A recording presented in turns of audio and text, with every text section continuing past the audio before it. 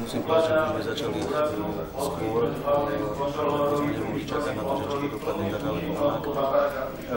Zhruba už týždeň komunikujeme s hráčmi, komunikujeme s trénermi, takže už sme niečo začali dojednávať a je to na dobrej ceste. Už sme na to že jak to dopadne dnes, to je to dobré, môžeme pokračovať.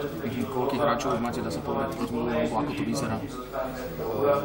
V podstate sme dohodnutí do prípravy, ide na celý august, ide 33 hráčov, plus trénerového úraz, môžem to zverejniť, takže budeme riešiť ešte otázku asistenta, ale do prípravy pôjde 33 hráčov, z čoho sa bude urobiť, potom z čoho sa koncom augusta urobí záver kádra, uzavretie kádru a to pôjde do celý.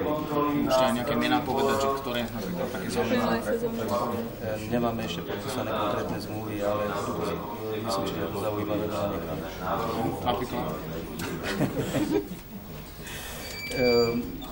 Naozaj sme s hráčmi dohodnutí, ani podpísaná zmluva, ani podpísaný kontrakt, takže nech som tie mená ešte zverejnil, nenevajte sa.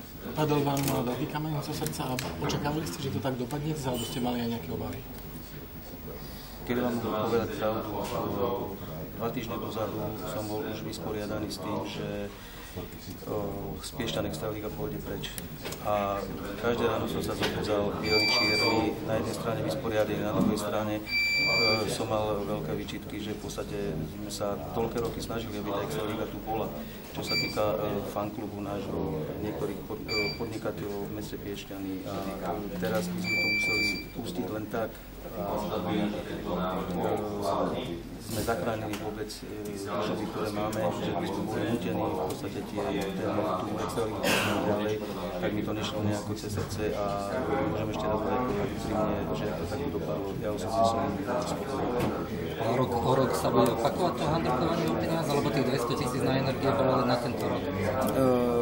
Určite, jak už bolo povedané, bude sa riešiť koncepcia športu, bude sa riešiť financovanie športu komplet Piešťanov, lebo do dnešného dňa, jak som povedal už aj v diskusii, nevidie možno hokej, tak by sa o šport nezakoplo. A myslím si, že by mohlo už svítať na lepšie časy Piešťanov ako športu a určite tomu pomôže aj pripravovaný zákon o športe, keď bude prijatý tak, ako je navrhovaný, tak si myslím, že už to môže športu len a len pomôcť. Bude prebiehať príprava ešte sa týka toho, že štadión je bez ľadu, alebo teda aj na súťaži?